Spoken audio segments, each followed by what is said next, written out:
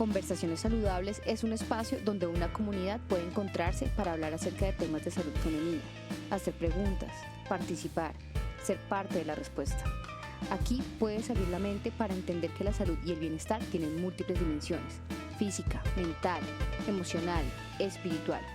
Este es Conversaciones Saludables, tu podcast, tu comunidad.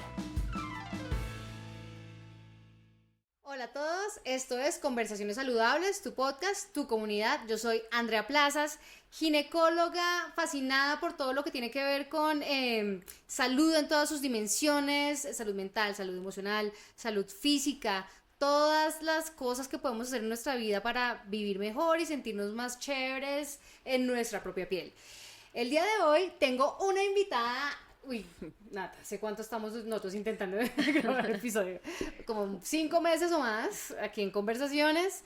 Ella es Natalia Sánchez, ella es médica de la Universidad Javeriana, es psiquiatra también de la Universidad Javeriana, con una especialización en psiquiatría perinatal, que esto es una cosa bien especial justamente para estas fechas, que luego les vamos a contar de eso.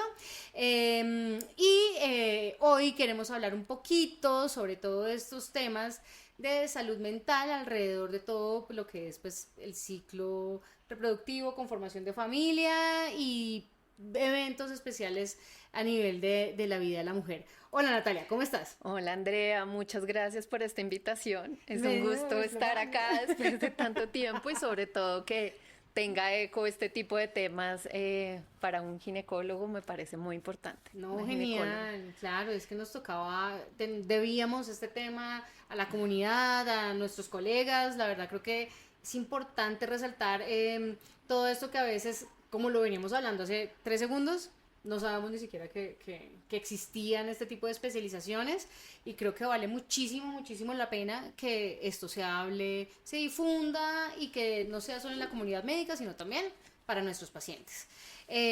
Nata, cuéntanos tú, aparte de todas estas cosas divinas que yo dije acá, Natalia trabaja, somos compañeras porque trabajamos en el mismo hospital, pero ella también trabaja en su consulta privada. Aparte de estas cosas académicas que ya yo acabo de mencionar, cuéntanos tú quién es Natalia Sánchez, a la comunidad, lo que nos quieras contar. Bueno, pues yo soy médica, esto ya lo saben. Me encanta mi profesión, me encanta ser médica, me gusta mucho ser psiquiatra también. Aparte de la medicina, también me gusta mucho hacer ejercicio y me encanta el yoga. Soy una psiquiatra que se enfoca mucho en terapias de tercera generación, como más mindfulness. Hago también mucho terapia dialéctica conductial y pues hago más terapias de estas corrientes de tercera generación, que son un poco más enfocadas en la psicoterapia, ¿no? Y en la conexión mente-cuerpo. ¡Wow! Eso es todo lo que nos encanta aquí en esta comunidad. Yo quería contarles, Natalia, yo creo que fuimos, como que íbamos cerquita en nuestros semestres de la carrera. Nunca fuimos amigas, de pronto cruzábamos rotaciones, nos cruzamos en algún momento en el hospital o en básicas, pero realmente yo vine a tener un acercamiento a Natalia, fue ahorita, hace muy poco, porque Gabriel Oviedo, ¿cómo estás? Te amamos, con quien ya hicimos un episodio muy lindo sobre la salud mental en los equipos sanitarios. Trabaja muy de la mano contigo, hacen llave. Sí. Trabajan un montón y también están muy pendientes del bienestar del personal de salud. Sí, ese es otro tema y otra parte que me apasiona mucho de la carrera, y es poder ayudar a todos los colegas desde que son estudiantes de medicina, en la residencia, y ya cuando son especialistas o en medicina general, en su bienestar, ¿no? Que tenemos estos rasgos que a veces nos vuelven más obsesivos. Y sufrimos mucho, pero no, ustedes digamos que le han metido la ficha, y lo que están haciendo en nuestra institución y con la facultad, wow, o sea, yo los aplaudo porque realmente en los momentos en que ha sido necesarias las intervenciones, ustedes han estado ahí, a veces apagando incendios, pero a veces también previniendo cosas desde tiempo muy atrás. Entonces, ya que les echamos un poquito de chisme, vamos a hablar ahora sí de lo que vinimos a hablar. Ya les conté que Natalia hizo esa especialización tan divina de psiquiatría perinatal, pero yo te quería preguntar primero, ¿por qué? O sea, un psiquiatra, ¿cómo termina metido en este mundo perinatal que a veces uno los ve como tan lejanos? Bueno, esto parte, creo que de dos experiencias que tuve en mi vida. Una colega, amiga mía muy querida, que es Alina Uribe, que también se dedica a estos temas, que me presentó y con ella empezamos a estudiar y a hacer muchos proyectos alrededor de prestar estos servicios de psiquiatría perinatal y también desde un tema más personal, ¿no? De haber atravesado por algunos duelos que me llevaron a mí a tener mayor curiosidad por estos temas y al sentir que a veces no había mucha atención desde lo emocional en esta etapa perinatal, sino todo estaba enfocado como en un más general, a la psiquiatría general o más al adulto, pero es una etapa tan especial y como tan sensible de la vida, la etapa reproductiva de la mujer y en esa búsqueda, esa conformación de familia, que yo sentía que se quedaba un poco corto el entrenamiento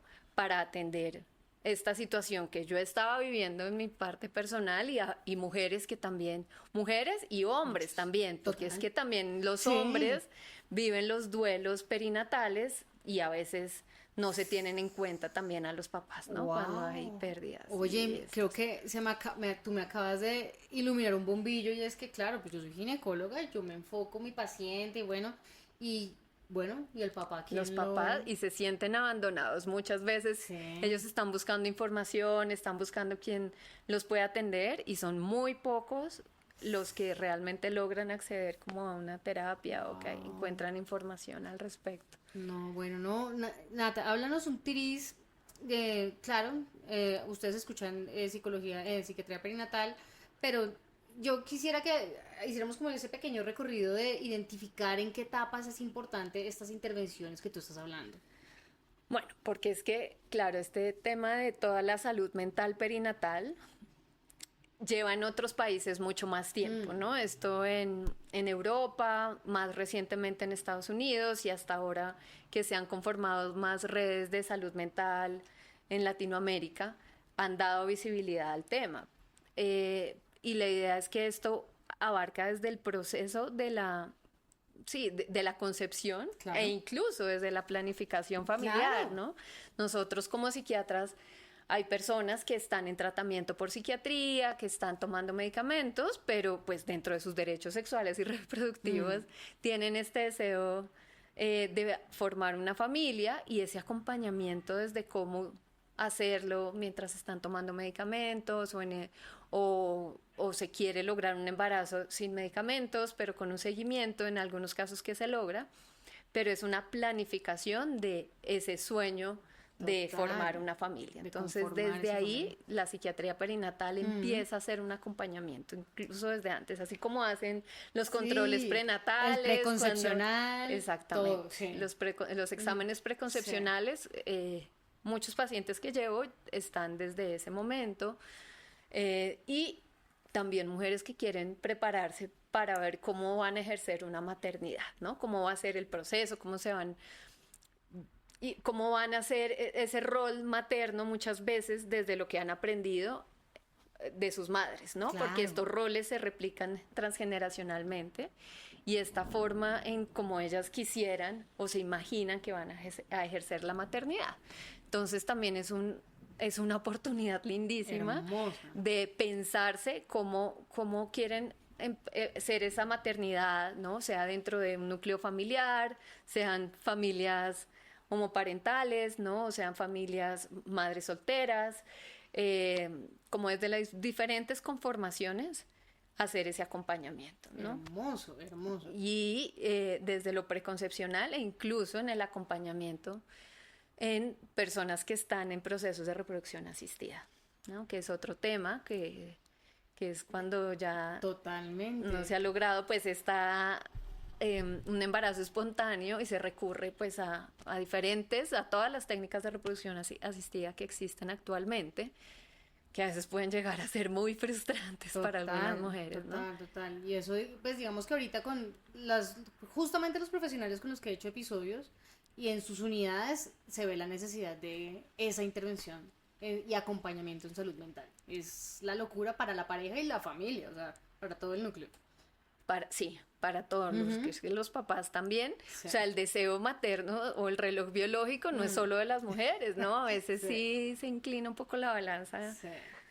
Pero los hombres también, cuando tienen este deseo de paternidad y quieren ejercerlo y no se logra, pues también es un acompañamiento necesario, ¿no? Hermoso.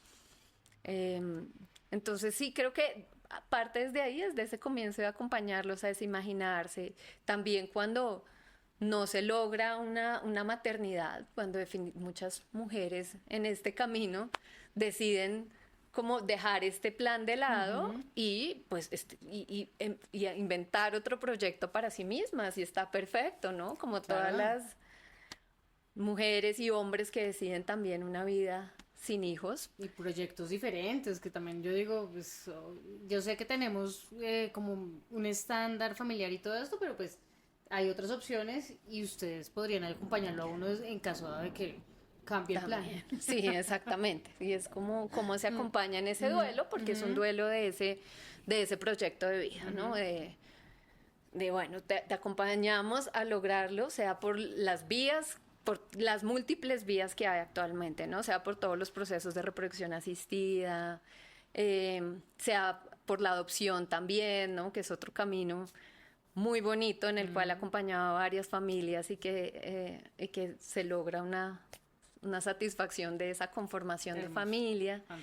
Y bueno, y ya pues ya cuando no salen también las cosas también o hay pérdidas, ¿no? Que esto varía mucho de acuerdo al trimestre donde ocurra, ¿no? Tienen como una aproximación diferente. Claro, porque me imagino que la pérdida de primer trimestre, segundo y tercer trimestre, que pues ya luego hablaremos un poquito más, pues me imagino que las implicaciones y los acercamientos y todo lo demás tiene que ser absolutamente diferente. Sí, dependiendo. Claro, se crea un vínculo, a mayor tiempo se crea un vínculo mayor. Sin embargo, hay pérdidas en los primeros trimestres, en el primer trimestre, que también generan pues como un dolor bastante grande que hay que atender, ¿no? No necesariamente tiene que ver con el trimestre, pero pues claro, ya cuando se han hecho controles prenatales, ya cuando se ha oído, hay momentos muy críticos durante el embarazo que generen esa conexión con el bebé, ¿no? Como esa primera ecografía, esa escuchar el latidito, ahora estas ecografías 3D que hay, no sé, se ve todo, como los deditos, se ve todo. Entonces claro, ya es mucho más tangible y empieza el papá y la mamá como a fantasear, como con qué se verá, cómo serán ellos como familia, a quién se parecerá, ¿no? Hasta a veces no ve y dicen, no, es que tiene tus ojos, y uno, ajá, se dicen entre ellos, pero claro. Pero en realidad es como toda esa proyección de esas fantasías de maternidad y paternidad que se empiezan ya a reflejar desde tan pequeños, ¿no? Entonces, bueno, tú ya lo has dicho, es ese acompañamiento desde incluso antes, incluso teniendo un proyecto en la cabeza, hasta cuando ya finaliza el proyecto y puede finalizar de muchas formas y pues digamos que a veces en los momentos más difíciles, que son estos, es donde más necesitamos este tipo de acompañamiento, que es donde a veces digamos que estamos teniendo unas expectativas de un desenlace y no se da. Pero pues bueno, ahorita ya hablamos un poquito más. Ya tú nos explicaste muchísimo sobre tu especialidad, que me parece lindo, hermoso, que la verdad, y ya estamos hablando aquí entre varios que no sabíamos que existía esa especialidad, pero existe y ya sabemos a qué va a atender, a qué necesidades nos va a ayudar a solucionar. Yo quisiera saber ahora, como tú trabajaste en toda esta línea, en todo esto, con estos tipos de pacientes, ¿tú dónde veías que teníamos como esos vacíos, esas fallas en esa ruta de esa atención de esos pacientes que de pronto están atravesando por momentos difíciles, de pérdidas, ya sea, digamos, las más frecuentes, digamos que las más difíciles de manejar, que son las al final del embarazo? ¿Tú qué veías en qué fallábamos más en atención de estos pacientes? Bueno, pues estructuralmente estábamos fallando en muchas cosas, ¿no? Porque si vemos como las rutas de atención perinatal que hay en Colombia, en las diferentes instituciones, como ignoraban mucho esta parte de las pérdidas o de la muerte gestacional o la muerte pues ya en el neonato. Entonces no había como una idea de qué pasaba con estas mujeres, ¿no? Como se les da incapacidad, se les da la maternidad, qué pasa con la lactancia, Sí. porque todavía pues puede haber, pues por Producción de supuesto que hay leche, producción sí. de leche en ese en los embarazos ya en el tercer trimestre.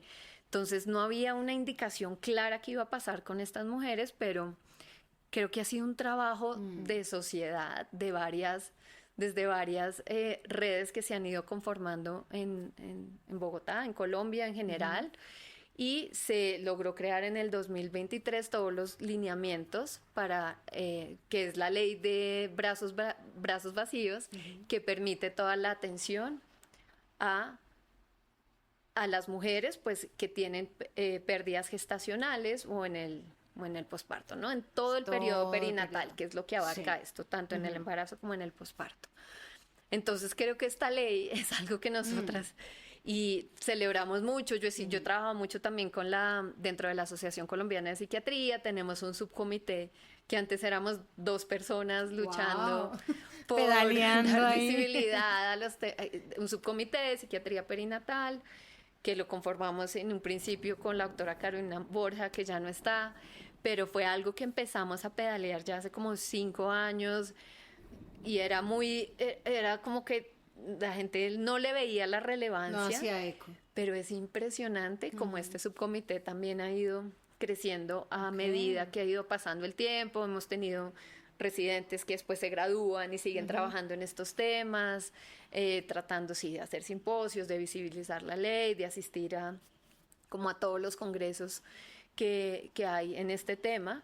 Y ha sido muy bonito ver cómo desde la sociedad misma y desde las sociedades científicas también ha salido este impulso para que la ley de brazos vacíos pues sea un hecho que hoy tengamos que implementar en muchas de las instituciones del país. Entonces ha sido un trabajo grande, muy, muy satisfactorio también, que todavía nos falta muchísimo, pero creo que ha sido un gran esfuerzo por visibilizar estos temas. No, divino, porque si tú cuentas que ha ido creciendo y esta iniciativa como que se ha ido pegando más personas, tal vez es porque la necesidad y el vacío en la atención de nuestros pacientes se ha notado absolutamente, digamos, porque a veces, y lo digo yo desde mi esquina de ginecóloga, tenemos todavía muchos huecos, falta de formación, de información, de recursos y herramientas para dar atención y, digamos, ayudar a estas pacientes, porque es que,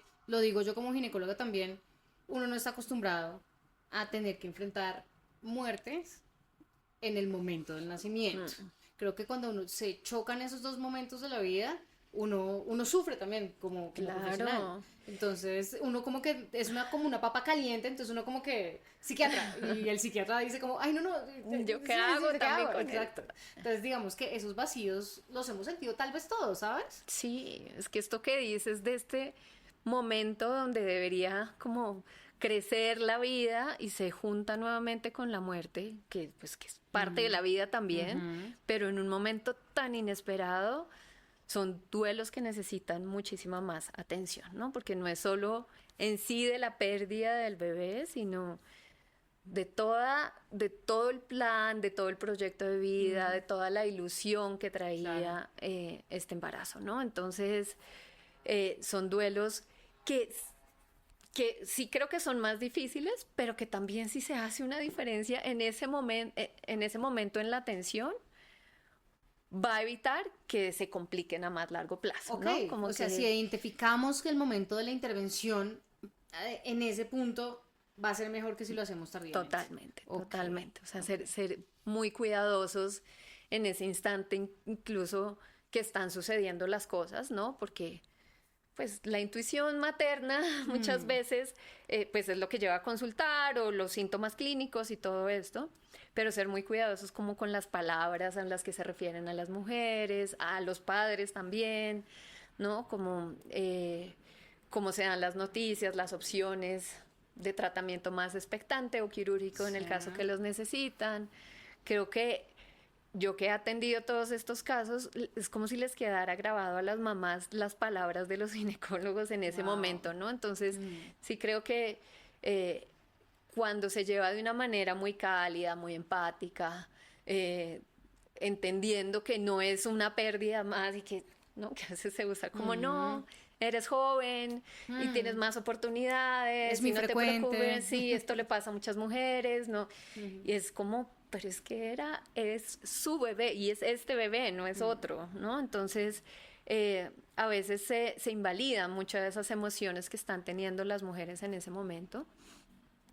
Y esto se les queda ahí grabado, ¿no? Claro. Y les queda dando vueltas. Y ronda. Además que es un momento donde hay aparecen como ideas de culpa de si yo hubiera hecho, si no hubiera hecho, eso fue que me paré o que me senté o que comí esto o no comí esto frecuente. Y es como no. O no consulté a tiempo, no, viniste cuando tocaba venir y si siempre sacan alguna cosa. Sí, entonces de poder tranquilizarlas de alguna manera en que no es culpa de nadie, ¿no? Es algo que va mucho más allá de lo que la misma ciencia puede explicar, ¿no? Desde una parte más espiritual que de pronto algunos lo pueden ver, pero que tiene unas explicaciones que desde nuestro punto como médicos, pues es difícil de entender, ¿no? Pero la forma en que acompañamos en ese momento, sí, definitivamente, pues hace esa diferencia, ¿no?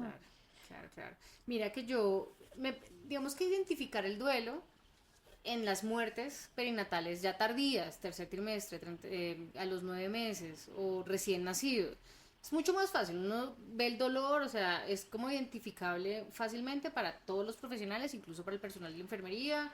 Creo que todos, hasta ahí, yo creo que es fácil de identificar. A mí me parece, y donde yo quisiera sí hacer el llamado, y ahí sí es como a mis colegas estudiantes y demás, es que las pérdidas tempranas son muy frecuentes, muy frecuentes. En un servicio de urgencias como el que nosotros, digamos que veíamos un volumen importante de pacientes, el porcentaje de pérdidas tempranas es muy elevado. Y como tú lo decías, uno tiende a normalizarlo y a decir como, fresca, vete para tu casa. Y a veces uno lo normaliza tanto que como que deshumaniza ese sentimiento, esa pérdida que lo que está viviendo la persona, y es el llamado a eso. Yo sé que puede que haya sido simplemente un embrión, un saco gestacional, un embarazo muy chiquitito de menos de 8 semanas, pero pues tú lo has dicho, era el hijo de esa familia, y pienso que así nos demoremos un poquito más o si nos toque incluso ofrecer un poquito más o apoyarnos de otros especialistas para ayudar a estas pacientes, pues vale la pena en caso de que lo veamos necesario. Sí, además que eso es muy variable dependiendo de lo que esté viviendo cada mujer, ¿no? Puede que sí, unas mujeres lo elaboren rápidamente y entiendan que pues que este tipo de cosas suceden y rápidamente lo elaboren, pero hay mujeres que no sabemos en qué están viviendo, qué hay en su contexto social, en su vida de pareja, en su vida familiar, en sus antecedentes, ¿no? Familiares también, en esta concepción que tienen de familia, que no todas lo van a vivir de la misma manera y no podemos decirle lo mismo a todas por igual, ¿no? Sí. Entonces, hay mujeres que desde muy temprano hacen un vínculo con su embrión, con su... pues sí, con su bebé desde muy temprano, y que, claro, también en este afán de sociedad como vivimos, creo yo, de hay que pasar la página, tú puedes. Sí, resiliencia, sí, tú puedes, es como terminan como también negando un poco y entrando y obviando realmente sin poder elaborar ese duelo. Y vienen a aparecer años después, ¿no? Yo he tenido estos casos que 5 años, 10 años después aparece una depresión y a veces explorando, no es que sea la causa directa, porque esto tampoco es que haya una correlación directa, pero sí aparecen estos antecedentes que poco a poco pueden ir sumando realmente a su situación. Entonces, qué importante. Muchas veces, sí, desde pérdidas del primer trimestre también tienen un impacto más adelante, ¿no? Yo te quería decir y preguntar, bueno, yo digamos que también lo he sentido, porque cuando ya la muerte es de un bebé que ya está grande, formado y todo lo demás, nos cuesta muchísimo como comunicarnos y como ser muy asertivos con la comunicación con las familias y con los protocolos que deberíamos seguir, porque pues claramente después de que fallece este bebé y que es el hijo de esa familia, ustedes pues se podrán imaginar que esto pues al final y al cabo hay que tener un proceso de disposición de ese cadáver, y a veces somos como tan cuadriculados que queremos de una vez llevarlo a donde se hace la disposición de los cadáveres y todo eso. ¿Y cuál es la importancia, digamos, de contar con la familia en este proceso y cómo deberíamos manejarlo? Bueno, creo que ahí las instituciones tienen un papel muy importante para hacer o sea, desde las personas que nos ayudan con los protocolos de limpieza, el personal de enfermería, ¿no? Los médicos, hasta los instrumentadoras que están ahí, todo el personal de salud que esté involucrado en esta escena tiene un papel muy importante, ¿no? Porque es un momento de muchísima sensibilidad y en esto la ley de brazos vacíos sí es muy clara en darnos varias recomendaciones que yo aplaudo porque sí son muy buenas en ese poder seguir los deseos de la madre, ¿no? Como preguntar, y del padre, ¿no? No lo dejemos de lado Por otra favor. vez. Pero ese poder preguntarle a la mamá qué quiere, cómo quiere vivir este momento de duelo, ¿no? Hay mamás que prefieren sí poder ver a su bebé, sostenerlo, despedirse de él, verlo, incluso como ellas lo prefieran, ¿no? Pero a veces sí es tomarse una foto o cada mamá es sobre todo darle la opción de escoger qué es eso que quiere. No arbitrariamente decirle como no, se fue para patología ya se fue, y ya no ya está. no podemos hacer nada, sino es como cómo quiere vivir la mujer ese momento, ¿no? Si quiere estar con su esposo o con su pareja al lado, si quiere ponerle el nombre que haya escogido. Incluso si quiere ponerle algún elemento, alguna ropita que le haya traído o algún juguete que tenga. Mira que tuvimos la opción con todo el servicio espiritual de a veces también hacer rituales alrededor del nacimiento, como para que pues las personas creyentes tuvieran como esa opción de que tuviera alguna bendición, alguna cosa así. Sí, esto es clave también. Sí, que puedan hacer algún ritual, si sea religioso, más espiritual o del modo que quiera, pero ese momento de poder despedirse de su bebé es muy importante. Es muy, muy importante. Sí, tener mucho cuidado hasta con los comentarios que se hacen, ¿no? En las salas de cirugía o en la sala de partos alrededor de lo que es el bebé, ¿no? Porque para ella es su bebé, entonces o es el bebé o es sí, el cadáver o esto porque para eso una mamá es muy impactante poder oírlo. Claro. Entonces ese momento es clave, ese momento de despedida, de encuentro, de poder ya entregarlo. Hay mamás que sí, el bebé va a patología, ¿no? Y hay otras que prefieren que no se haga todo el proceso. Eso puede pasar también. Que quieren decir como, no, ya no quiero hacer nada, prefiero no saber. Y bueno, ahí se lo pueden llevar. Hay otras disposiciones legales que ahí sí desconozco un poco más. Sí, que tiene que ver más, pues, digamos, con la seguridad ya, porque ya es biológico y todo eso, entonces, pues, ya digamos que, pues, exactamente, hay como unas cosas ya, límites de ya. Que se deben seguir, pero todo esto de acuerdo a los deseos de la familia, del papá y de la mamá.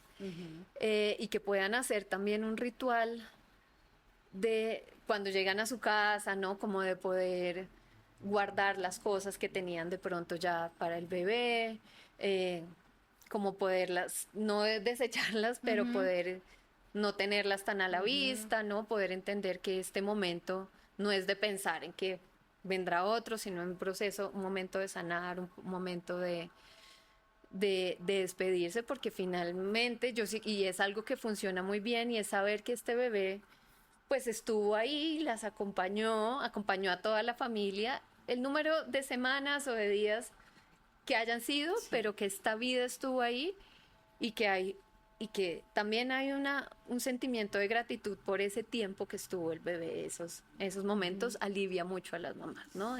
Aunque es un poco contradictorio en ese momento, pero saber que esa compañía que estuvo ahí por esos meses o semanas, también trae muchas enseñanzas en sí misma, ¿no? Que es algo que viene a aparecer más adelante, como esas lecciones y esto que aporta o que dejó de recuerdo ese hijo, ¿no? Porque sí es su hijo, es su hijo. Entonces ese poder que haya estado ahí con esa energía esos meses es algo que hay que hacer, este ritual de despedida y a veces, sí, recomendar como tener algo de recuerdo de este bebé. Hay mamás que les gusta tener de pronto un mechoncito de pelos, ¿no? Hay mamás que les gusta... Se llevan las huellas las incluso. huellas, y como, sí, como materializar esto para posteriormente esta elaboración del duelo también, ¿no?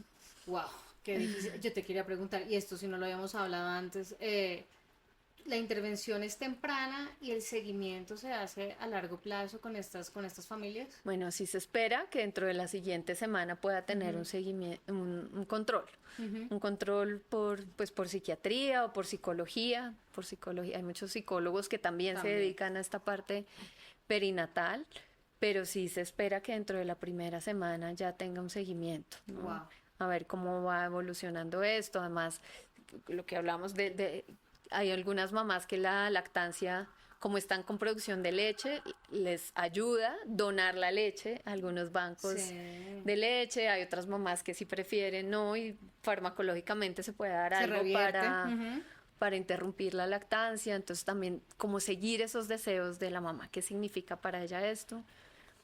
Y es un momento muy de pareja también, ¿no? Como con la pareja, que a veces...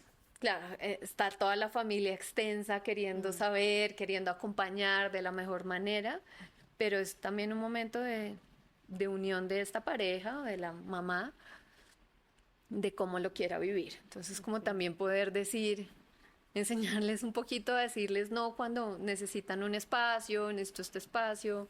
A veces hay momentos que recuerdan esa situación, ¿no? Como tener mucho cuidado. A veces están las mamás con su pérdida y al lado una mamá lactando a su bebé, ¿no? En estas salas de recuperación. Claro. Uy, y eso resulta súper doloroso para ellas. Sí. O sale la mamá con su bebé, entonces como ser muy cuidadoso con esto y no exponer. Yo les digo, a veces no tienen que estar expuestas ni a reuniones familiares donde hay otros bebés que puede resultar doloroso en un comienzo, sino cuando ya se sientan listas, ¿no? Nuevamente partiendo del deseo ahí de cada una, pero a veces esa exposición tan temprana a bebés, pues puede resultar un poco doloroso.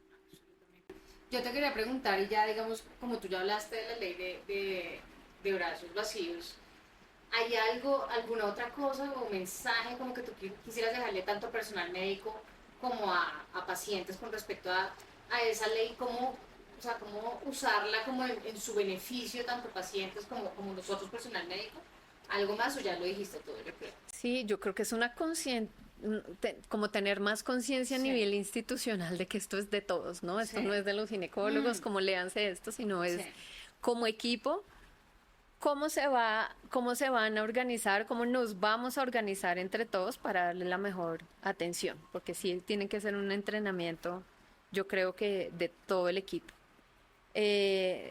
Consultar, o sea, no tengan miedo también, esto no se trata de medicalizar, ni de que se va a resolver con un manejo farmacológico, no, pero el tener un espacio de hablar y poder elaborar un poco este duelo va a ser una diferencia en el futuro, en ese proyecto de vida de familia que hablábamos anteriormente, ¿no? Que eso no se habla como en un inicio ni en las primeras sesiones, pero sí hay mujeres que yo veo que tienen ese instinto materno que con este deseo de cumplirlo, y es ya con el tiempo evaluar qué posibilidades hay, ¿no? Porque cuando alguien tiene este deseo, pues sí, sí poderlo trabajar de diferentes maneras, como hablábamos al inicio, ¿no? Hay muchas formas de ser mamá que no Sí, es... total. No Y es yo sí, así como a la luz de esa ley de brazos vacíos, a mí sí me gustaría hacer un llamado a esos equipos y ojalá poder trabajar muy de la mano todos, porque yo siento que hay un vacío muy grande para nosotros los ginecólogos, sobre todo para comunicar estas malas noticias y saber enfrentar y abordar a la familia inicialmente.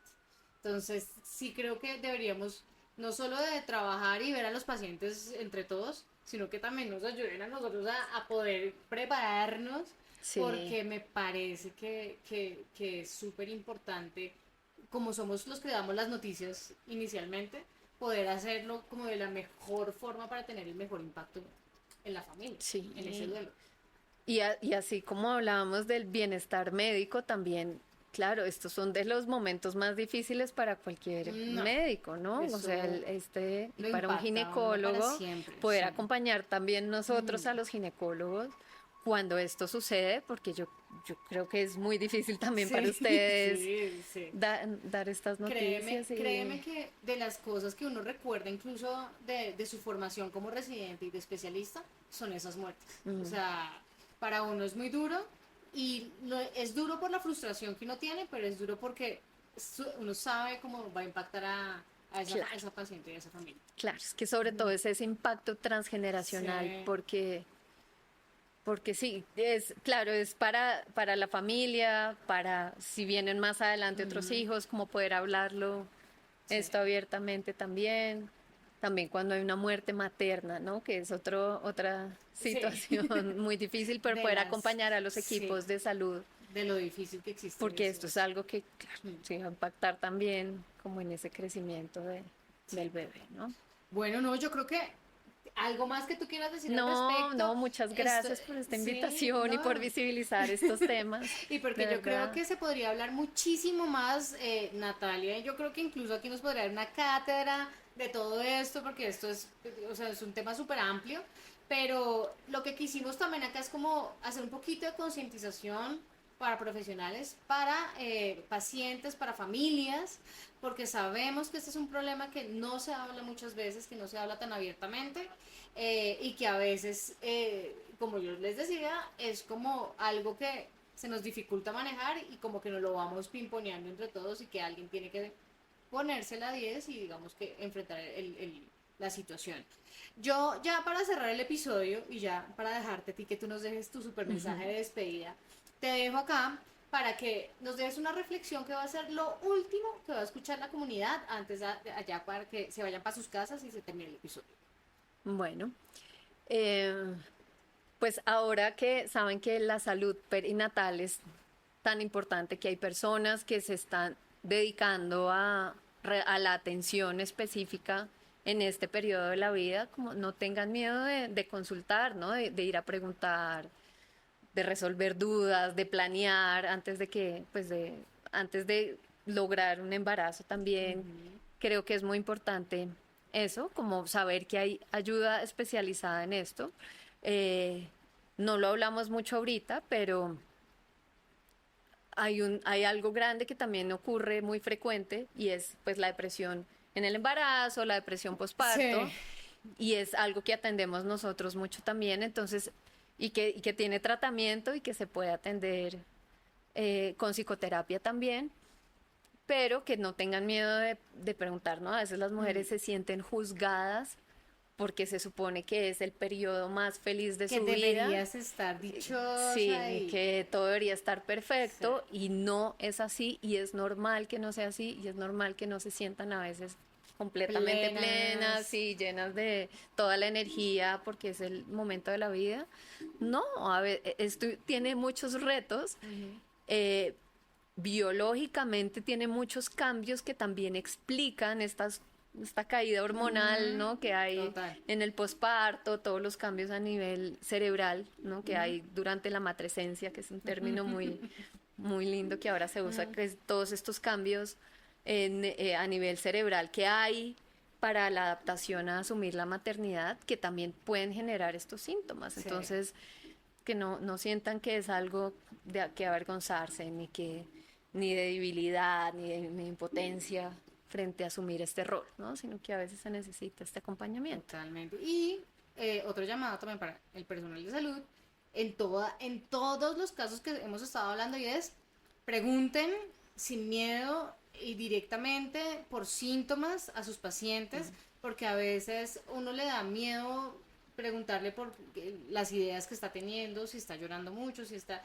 o sea, este tipo de síntomas que para nosotros es una alerta, si ha tenido ideas de suicidio, si ha tenido alguna de esas cosas, que no esté disfrutando la maternidad, que ya no disfrute lo que antes disfrutaba, bueno, cosas así que son muy puntuales que hay que hacerle a las pacientes, que uno piensa como, ¿será que si yo le pregunto se va a sentir mal? ¿Será que si yo le pregunto le doy ideas y ella no había pensado nunca? Sí, no, el que lo está pensando de hecho siente un alivio cuando se le pregunta esto, y eso está estudiado, no es una idea.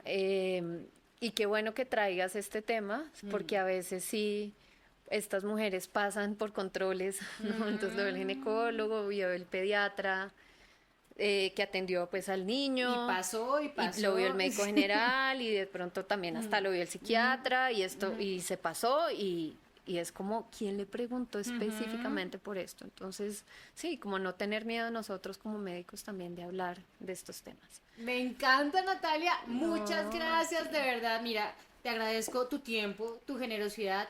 Yo sé que tú estás súper embolatada, sobre todo hoy estaban muy embolatados, pero gracias por dedicarle este tiempo esto es un regalo para la comunidad, es para ustedes, porque de verdad creo que el tema es vital, es importante, y es importante también no solo que las mujeres estén concientizadas y los profesionales de salud, sino todos los entornos, todos los contextos, todos tenemos que estar, digamos, al tanto de que estos temas en salud mental existen y que podemos ayudar a que esto sea mejor. Entonces, muchas gracias, Natalia. Gracias a ti. Entonces, recuerden, vamos a estar en redes sociales poniendo todo, si hay algún evento, recuerden suscribirse al canal de YouTube, y pues nada, Natalia, otra vez agradecerte mucho, porque de verdad siento que esto es un regalo para la comunidad. Bueno, con mucho gusto. Gracias. Chao, chao. Chao. Si te pareció útil esta conversación, compártela. Por último, recuerda que las mejores conversaciones son contigo. Sígueme en @conversaciones.saludables en Instagram, donde tienes un espacio para participar, opinar y tener información acerca de los próximos eventos de esta comunidad.